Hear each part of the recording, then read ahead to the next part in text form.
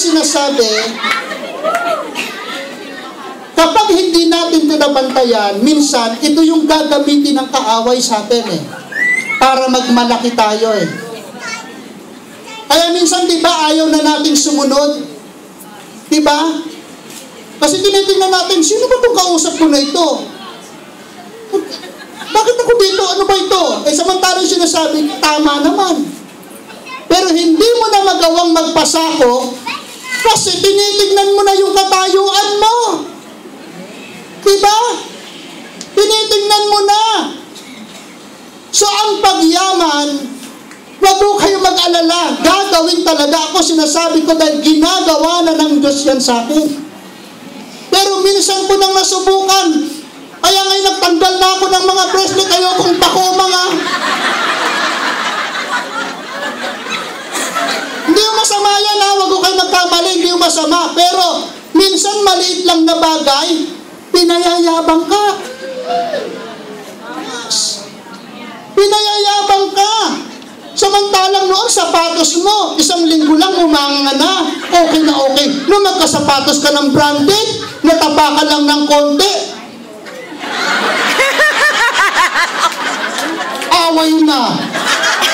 Diba? Ito masakit. Hindi pumunta ng gawain kasi maglalakad ng malayo. Samantalang nung nasa probinsya ka, Diyos ko. Diba? Ilang pilap adaanan mo. Ilang pilapil. May pilar-pilapil. So, kaya ko to sinasabi sa inyo, mga kapatid, ang sobrang pagpapahalaga sa sarili, pagmamataas, kayabangan, ilan lang ito sa humahadlang sa pagdaloy ng biyaya sa ating buhay. At ngayong hapong ito, ako'y naniniwala na ang lahat ng biyayang kailangan mo ngayong hapon, kung ikaw ay magpapasakop at ibibigay mo ang sarili mo sa kapangyarihan ng Diyos, mararanasan mo ang biyayang hinahanap mo. Amen. So, ang kayabangan ang nagsisilbing bakod sa pagitan ng mga tao. Ang sobrang pagpapahalaga sa sarili, mapa sa tahanan, mapa sa trabaho, lalo na sa pamilya ng Diyos. Nagiging magkatunggali sa halip na magkatuwang. Kapag ka ang mga pangit na katangiang ito ang lumutang sa tao, sa halip na maging biyaya mo ang isang tao, nagiging katunggali mo siya. Kung ating titignan, halos lahat ng pagkasira ng anumang grupo ay dahil sa makasariling hangarin.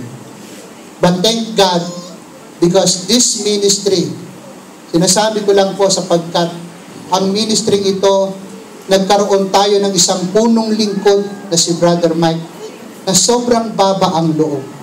Amen. Makikita mo siya kung saan siya gagamitan lang ni Lord nandun.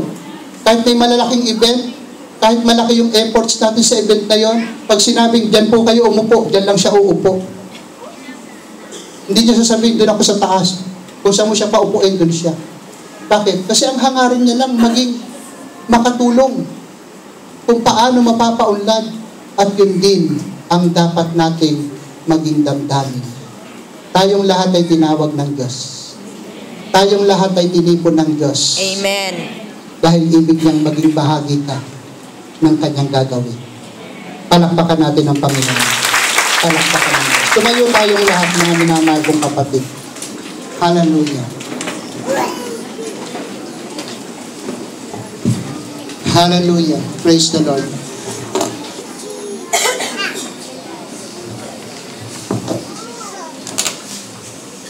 Sa alinmang samahan, kayo po na naparito na may problema sa family, maaaring ang mga magulang nyo ay merong hindi pagkakaintindihan at nakikita nyo na parang doon papunta, Huwag po kayo mawala ng pag-asa.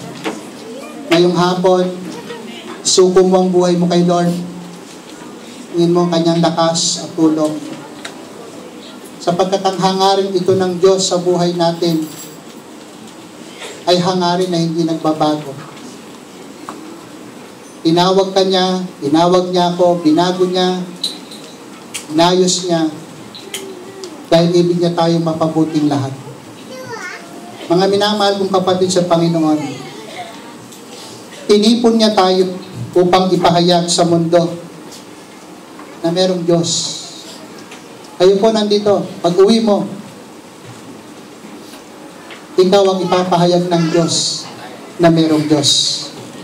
Amen. Ikaw na nandito, pag-uwi mo, yung pamilya mo na nagkakagulo ngayon, don't worry, ikaw ang itatayo ng Diyos. Amen. Ikaw ang gagamitin ng Diyos. Amen. Mahalagang makita mo kung ibig mong ito'y magkaroon ng katuparan sa buhay mo. Mahalagang pahalagahan natin ang kalikasan ng tinatawag na pagkakaisa. At ano ang kalikasan ng pagkakaisa? Hindi ito gawa ng tao. Ito'y resulta ng pagkakaroon natin ng relasyon sa Diyos. At pagpayag natin na ang kanyang kapangyarihan sa buhay natin. Ngayong hapon, ibig mo bang maranasan ang biyaya ng Panginoon? Amen. Ibig mo bang maranasan ang anumang nakikita mo ngayon, ibig bang maranasan ang pag-aayos na gagawin ng Diyos? Amen. Sa family mo, sa trabaho mo, Amen, Lord. sa mga taong kakilala mo, nagkakahati-hati kayo. Samantalang ang gaganda naman ng inyong mga layunin.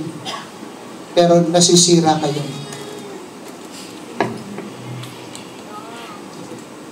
Makakamit natin ito kung iuugnay natin ang buhay natin kay Lord. Sapagkat ang nature ng pagkakaisa ay hindi gawa ng tao. Ang sabi ng Colossus chapter 3 verse 15, at paghariin ninyo sa inyong puso ang kapayapaang kaloob ni Kristo. Sapagkat ito ang dahilan kaya kayo tinawag upang maging bahagi ng isang katawan. Kung titignan mo, yung hangarin nating mabuo, yung hangarin nating magkasundo, it is not a work of man, but it is a work of the Holy Spirit.